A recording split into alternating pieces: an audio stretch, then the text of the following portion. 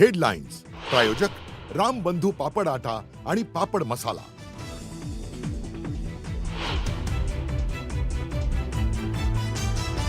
इराणला दुसरा मोठा धक्का। सर्वोच्च नेते खामेनी यांच्यानंतर त्यांच्या पत्नीचाही मृत्यू।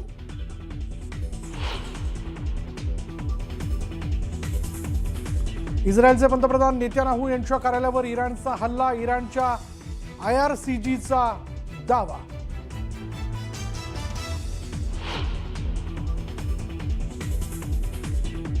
युद्धाचा महाराष्ट्राला मोठा फटका। शेतकरी, सर्वसामान्य आणि उद्योजकांनाही फटका बसण्याची शक्यता। इंधनासह जीवनावश्यक वस्तू आणि सुकामेवाचे दरही वाढण्याचे संकेत।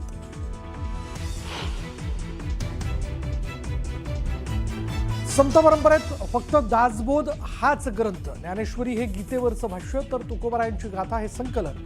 गोविंद देवगिरी महाराजांचं वादग्रस्त विधान।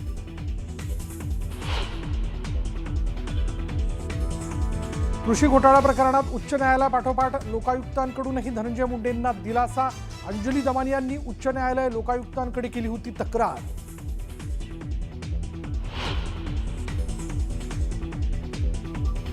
धुलीवंदनानिमित्त पुणे मेट्रोची सेवा उद्या काही तासांसाठी असणार बंद। मेट्रो सेवा उद्या सकाळी 6 ते दुपारी 3 वाजेपर्यंत राहणार बंद।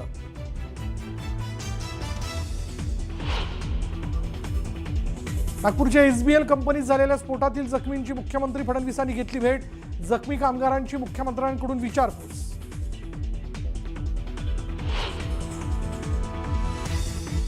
देशासह राज्यभरात होळीचा उत्साह। देशभरात पारंपरिक पद्धतीने पूजा करत सण साजरा। आणि देशभरात होळीला उत्साह सुरुवात। उज्जैनच्या महाकाल मंदिरात भस्म आरतीला गुलाल खेळत केली साजरी होळी।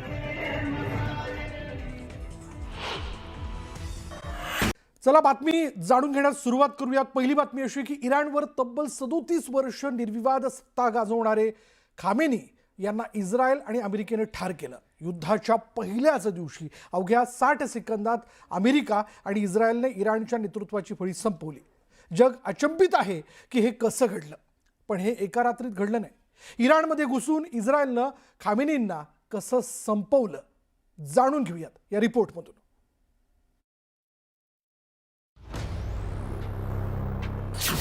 60 सेकंदात खामेनींची हत्या कशी केली?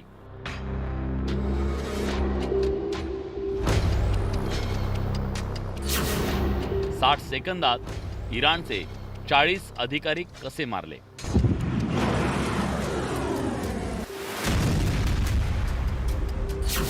मोसाद आणि CIAनं कसा साधला डाव?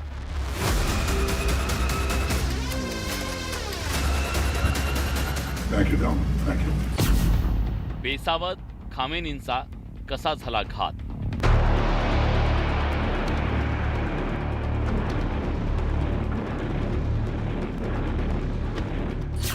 अल कायदाचा म्होरक्या ओसामा बिन लादेन, अल कायदाचा प्रमुख अल जवाहरी, इसिसचा प्रमुख अबू बकर अल बगदादी यांच्या खात्म्यानंतर अमेरिकेनं इराणचे सर्वोच्च नेते आयातुल्ला खामेनी यांना ठार केले।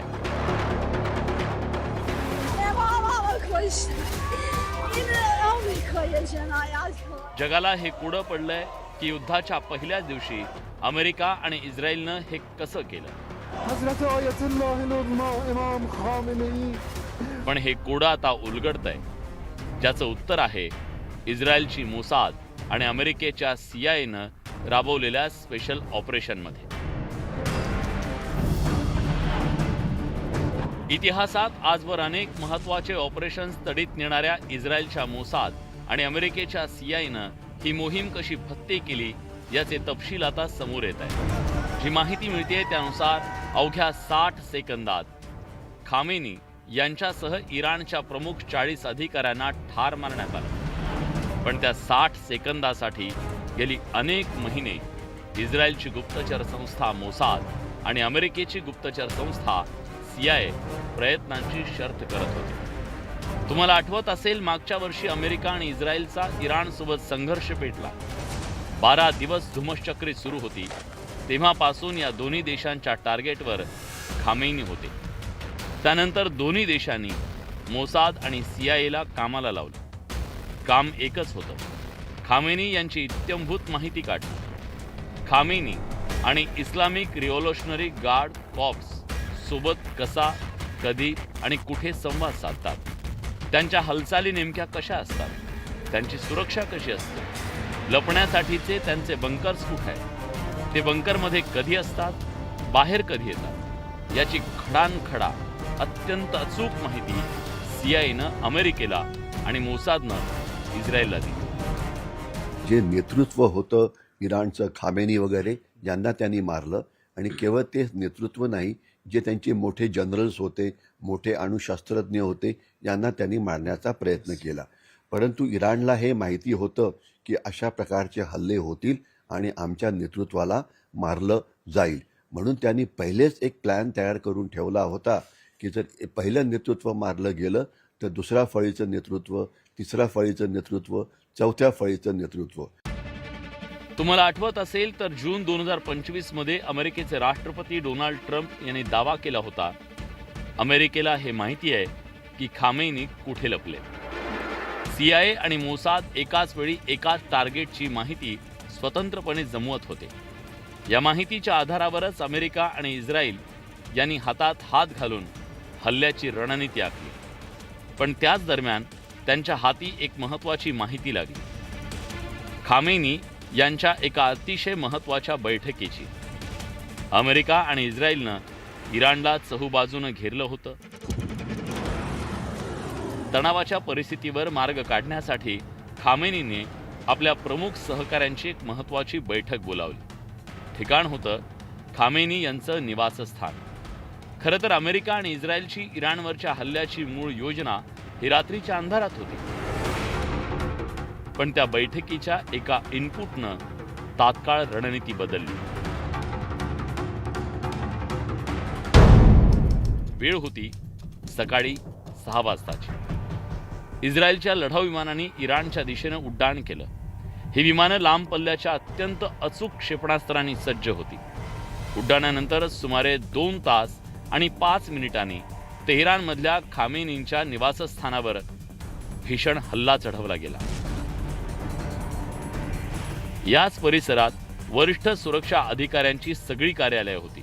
त्या सगळ्या इमारतींवर एकाच वेळी हल्ला करण्यात आला. अवघ्या 60 सेकंदात 30 ते 40 क्षेपणास्त्र डागण्यात आली, ज्यामुळे संपूर्ण परिसर अक्षरशः बेचिराख झाला. या भीषण हल्ल्यात IRGCचे सरसेनापती मोहम्मद पकपूर, संरक्षण मंत्री Aziz Nasirzadeh, admiral Ali Shamkhani, IRGC aerospace force commander Sayyid Majid Mousavi, उपगुप्तचर मंत्री मोहम्मद सिराजी यांच्यासह जवळपास 40 प्रमुख नेत्यांची हत्या करण्यात आली. इराणच्या नेतृत्वाची अख्खी फळी संपवली गेली. गुप्तचर यंत्रणांची अचूक माहिती, वेगवान निर्णय आणि टार्गेट अचूकरित्या टिपणारी विमानं यांच्या समन्वयाचं हे फलित होतं, ज्यात युद्धाच्या अगदी पहिल्याच दिवशी इराणचं कंबरडं मोडलं गेलं. गेली अनेक वर्ष अमेरिका आणि इस्रायलच्या टार्गेटवर खामेनी होते, पण त्यांना सुगावा लागत नव्हता. अखेर खामेनींच्या एका चुकीनं आणि गुप्तचर यंत्रणांच्या अचूक माहितीनं अवघ्या 60 सेकंदात इराणच्या नेतृत्वाचा सर्वोच्च बुरुज ढासळला गेला. Bureau report, news 18 Marathi.